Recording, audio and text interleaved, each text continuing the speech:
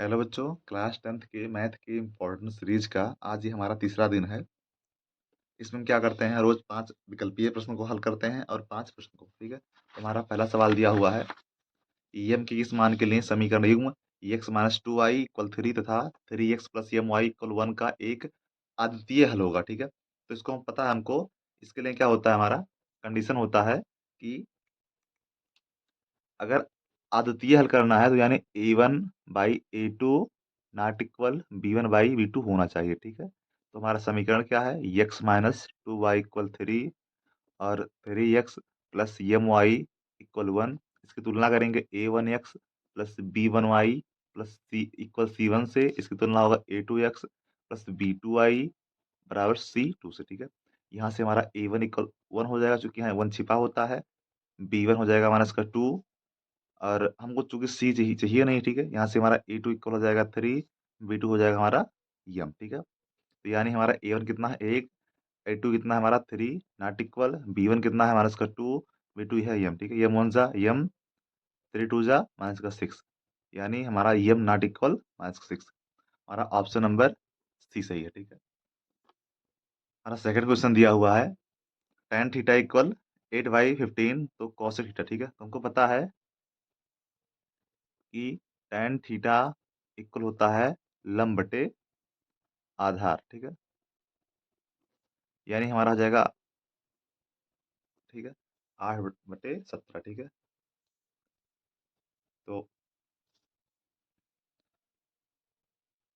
हमको निकालना क्या है, कॉसेक थीटा का मान निकालना है। ठीक है, तो पहले हम निकालते हैं, ऐसे त्रिभुज बनाते हैं ए बी सी। ठीक है, ये हमारा ये होगा 8, ये होगा 17। ठीक है, हमको पहले कर्ण निकालना पड़ेगा, क्योंकि कॉसेक थीटा इक्वल होता है लंब बटे कर्ण। ठीक है, तो हमारा कर्ण इक्वल कितना हो जाएगा, रूट में 17 का स्क्वायर प्लस का 8 का स्क्वायर। ठीक है, तो हमारा ये बन रहा है 289 और प्लस का 64। ठीक है, जोड़ेंगे तो हमारा 9 4 13 के 3 हो जाएगा हमारा, 8 6 14, 15 के 5, 2 1 3 हो जाएगा। ठीक है, तो ये रूट से बाहर नहीं निकलेगा। ठीक है, यहाँ हमारा कॉट होना चाहिए, थोड़ा क्वेश्चन में गलती हो गया था। ठीक है, तो अगर tan थीटा इक्वल 8/15 है तो कॉट का मान क्या होगा, इसका सेम उल्टा। ठीक है, क्योंकि हमारा होता क्या है, tan इक्वल का होता है 1/cot थीटा। ठीक है, तो यहाँ से क्या हो जाएगा, यानी cot theta equal 1/tan theta. ठीक है, यानी हमारा कितना देता, 1/8/17, 17 ऊपर जाएगा, 17/8, ये हमारा क्या हो जाएगा आंसर। ठीक है, तो थोड़ा क्वेश्चन में गलती हो गया था। ऑप्शन नंबर हमारा सही है ए। ठीक है, नेक्स्ट क्वेश्चन पूछा है, 731 के दशमलव प्रसार में अंकों की संख्या होगी। ठीक है, तो इसके लिए हम क्या करते हैं, पहले जो नीचे वाला अंक है उसका हम फैक्टर करते हैं। ठीक है, जैसे हमारा नीचे वाला अंक कितना दिया है 625। ठीक है, तो उसका हम फैक्टर करते हैं 625 का, कटेगा 5 से, 125 बार जाएगा, 5 फिर जाएगा 25 बार। ठीक है, फिर 5 55 25। ठीक है, 5 1। ठीक है, यानी इसका हो जाएगा 5 गुणे 5 गुणे 5 गुणे 5, यानी 5 की पावर 4। ठीक है, तो कितने पावर है 4। ठीक है, जितने पावर होते हैं फैक्टर उतने ही होते हैं। ठीक है, तो कितने पावर हमारे यहाँ पे 4। ठीक है, यानी कितने फैक्टर हो गए 4। ठीक है, अगला क्वेश्चन हमारा दिया हुआ है, बिंदुओं एक्स वाई और x-y के बीच की दूरी होगी। ठीक है, तो हमको पता है फार्मूला क्या होता है बीच की दूरी का, x कामा वाई और माइनस एक्स कामा वाई। ठीक है, इसको मान लेते हैं x1 y1। ठीक है, x2 y2। तो दूरी का फार्मूला हमारा होता है रूट में x2 माइनस x1 का whole square plus y2 minus y1 का होल स्क्वायर। हमारा x2 कितना हमारा है माइनस का x माइनस x1 कितना है x। ठीक है, का होल स्क्वायर प्लस y2 हमारा y है और y1 भी हमारा क्या है y है। ठीक है, होल स्क्वायर, क्योंकि हमारा माइनस माइनस क्या होता है प्लस, यानी 2x हो जाएगा का स्क्वायर और प्लस माइनस 2y का स्क्वायर। ठीक है, यानी 2 2 हमारा हो जाएगा कितना 4x स्क्वायर और प्लस का 4y स्क्वायर। अगर दोनों से हम 4 कॉमन ले लेंगे तो बचेगा x स्क्वायर प्लस का y स्क्वायर। ठीक है, अगर हमारा 4 बाहर आएगा तो कितना बचेगा 2। ठीक है, तो रूट में x स्क्वायर प्लस का y स्क्वायर। ठीक है, ऑप्शन नंबर हमारा कौन सा सही है, हमारा ऑप्शन नंबर सी सही है। ठीक है, हमारा नेक्स्ट क्वेश्चन दिया है, दी गई संख्याओं में अभाज्य संख्या होगी। ठीक है, तो अभाज्य संख्या क्या होती है? ऐसी संख्याएं जो केवल दो अंकों से कटे। ठीक है, एक स्वयं से और एक से। ठीक है, तो जीरो तो हमारा है नहीं। ठीक है, एक हमारा केवल एक से कटेगा, इसलिए अभाज्य है नहीं। ठीक है, अब दो हमारा है, तो दो देखिए, दो दो से कट रहा है और एक से कट रहा है, यानी ये दो अंकों से कट रहा है। इसका मतलब हमारा क्या है? ये हमारा दो क्या है? अभाज्य संख्या है। अगला प्रश्न हमारा दिया हुआ है, दर्शाइए कि 5 - √3 एक अपरिमेय संख्या है। ठीक है, इसे क्या करते हैं? हम मानते हैं। ठीक है, कि माना 5 - √3 क्या है? एक परिमेय संख्या है। ठीक है, तो क्या होगा? 5 - √3 कर क्या हो जाएगा? p/q। ठीक है, जहां p&q बिलोंग्स टू इंटीजर, यानी पूर्णांक। ठीक है, यानी हमारा जो p और q का पूर्णांक कितना होना चाहिए? p और q हमारा क्या होना चाहिए? पूर्णांक। ठीक है, और q नॉट इक्वल टू 0, यानी q जो हमारा है, हर जो हमारा 0 के बराबर नहीं होना चाहिए। ठीक है, अगर हम यहाँ से √3 को उधर ले जाएं तो 5 इक्वल क्या हो जाएगा? p/q प्लस का √3। ठीक है, हम सबको पता है √3 क्या होता है? √3 एक होता है अपरिमेय। ठीक है, और हमने p/q क्या माना है? परिमेय, यानी चूंकि अगर परिमेय में जोड़ेंगे क्या? अपरिमेय, तुम्हारा क्या प्राप्त होगा? अपरिमेय प्राप्त होगा।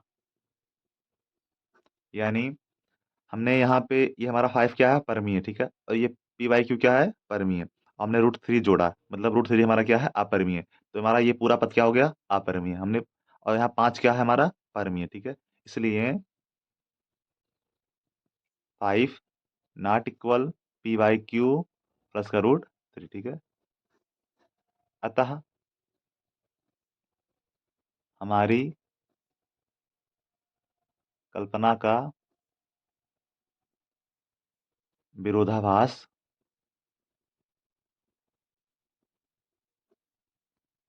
उत्पन्न हो रहा है।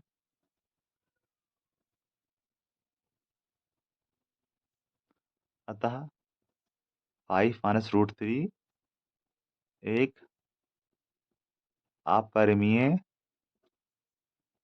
संख्या है। ठीक है? इस टाइप के क्वेश्चन हर साल बोर्ड में जरूर पूछे जाते हैं।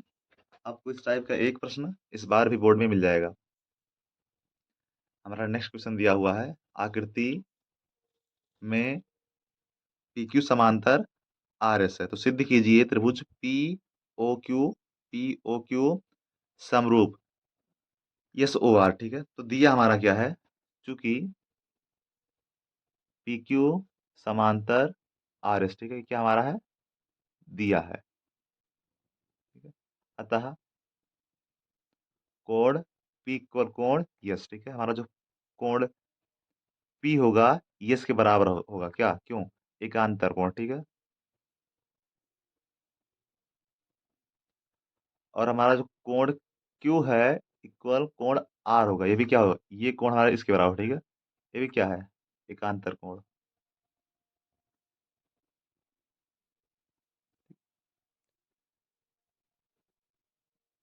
कोण पी ओ क्यू बराबर कोण यस ओ आर, ये क्यों? ये वाला हमारा क्या है? शीर्षाभिमुख कोण।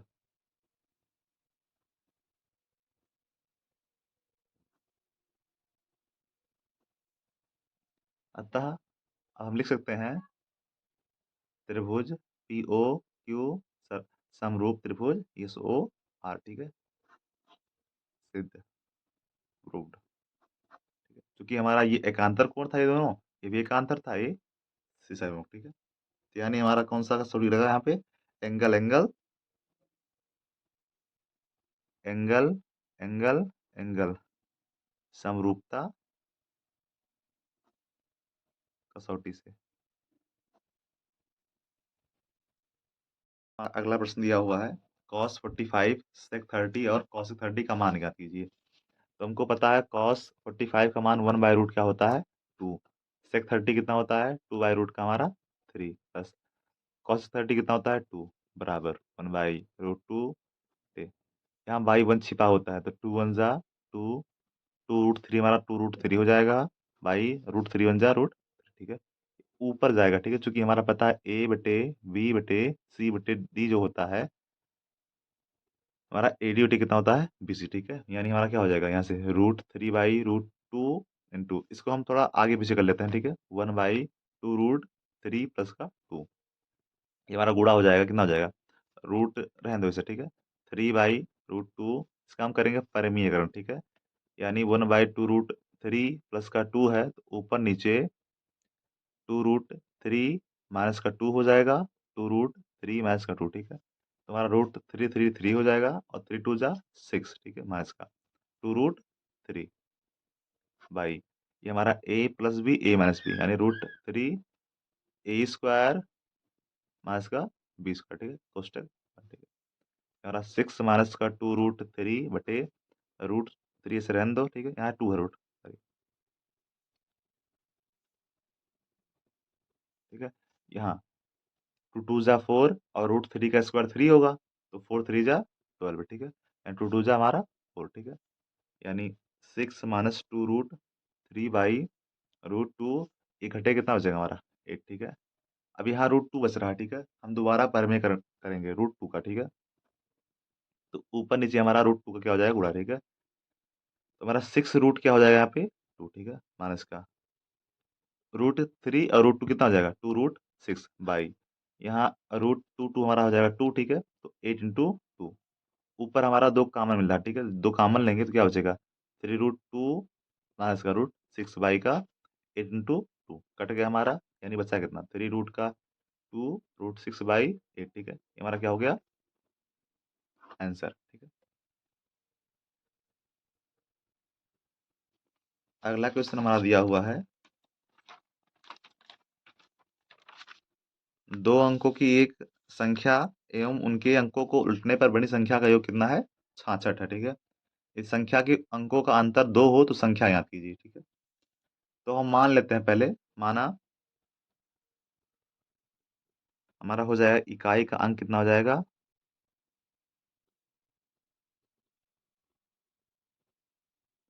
y, और दहाई का अंक कितना हो जाएगा x, ठीक है। तब संख्या क्या होगी, क्योंकि संख्या दो अंकों की है तो हमारा टेन एक्स प्लस क्या हो जाएगा फाइव, ठीक। फिर बोला है अगर संख्या को, यानी संख्या पलटने पर क्या हो जाएगी टेन वाई प्लस का एक्स, ठीक है। तो प्रश्नानुसार क्या बोला है फर्स्ट,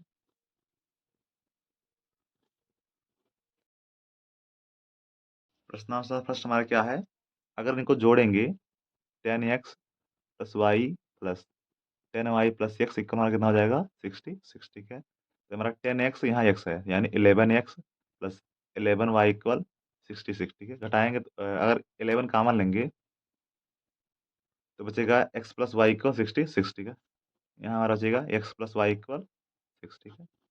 समीकरण एक मानते हैं, ठीक है। फिर बोला है संख्याओं का अंतर जो है हमारा, तो प्रश्नानुसार सेकंड क्या है, जो अंतर है हमारा कितना है वो दो है, ठीक है, समीकरण दो। तो लगाते हैं विलोपन, ठीक है, एक्स प्लस वाई इक्वल छः, एक्स माइनस वाई इक्वल कितना हमारा हो जाएगा दो, ठीक है। तो हो जाएगा ये कट जाएगा, ये हो जाएगा प्लस ये माइनस, ठीक है, y y two y equal यहाँ फोर हो जाएगा, टू टू जा फोर, वाई इक्वल हमारा हो जाएगा दो, ठीक है।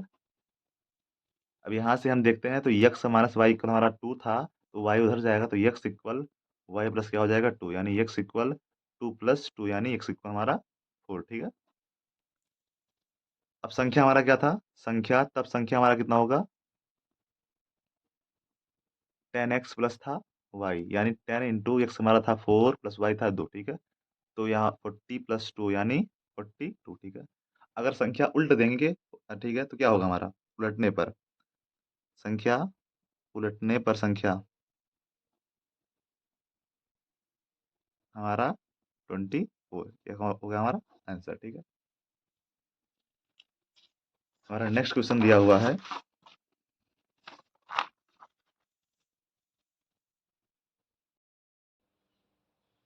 दिया हमारा दो घनों जिसमें से प्रत्येक का आयतन कितना है 64 सेंटीमीटर क्यूब है। ये संलग्न फलकों को मिलाकर एक ठोस बनाया जाता है, ठीक है। इससे प्राप्त घनाभ का पृष्ठीय क्षेत्रफल क्या होगा, ठीक है, याद कीजिए। तो चूंकि घन का आयतन हमारा कितना है, आयतन हमारा 64 सेंटीमीटर क्यूब है, ठीक है। तो आयतन क्या होता है, भुजा क्यूब इक्वल 64, ठीक है। यहाँ से अगर क्यूब इधर जाएगा तो भुजा इक्वल हमारा कितना हो जाएगा, क्यूब रूट 64, ठीक है। यानी कितना बचेगा हमारा 4, यानी घन की एक भुजा हमारी कितनी हो गई, 4 4, ठीक है। अब बोला है अगर दोनों घनों को मिला दिया जाए, ठीक है। तो जब मिलाएंगे तो हमारी ऊंचाई और लंबाई पर कोई इफेक्ट नहीं पड़ेगा, ठीक है। लेकिन चौड़ाई चौड़ाई क्या होगी, बढ़ जाएगी, ठीक है, क्योंकि दोनों घन मिल रहा है तो हमारा चौड़ाई क्या हो जाएगा, ठीक है। चौड़ाई जो हमारा है वो हमारा बढ़ जाएगा, ठीक है। कितना बढ़ जाएगा, ठीक है, 4 ये और 4 ये, ठीक है। यानी जो हमारा लंबाई है वो 4 ही रहेगा, ठीक है। और चौड़ाई हमारा क्या हो जाएगा, चौड़ाई हमारा ये 4 और ये 4, ठीक है, 4 + 4 बराबर हमारा कितना हो जाएगा, 1, ठीक है। और ऊंचाई भी क्या रहेगा, ऊंचाई भी वही रहेगा, ठीक है, 4 ही। तो हमारा घनाभ का जो पृष्ठीय क्षेत्रफल होता है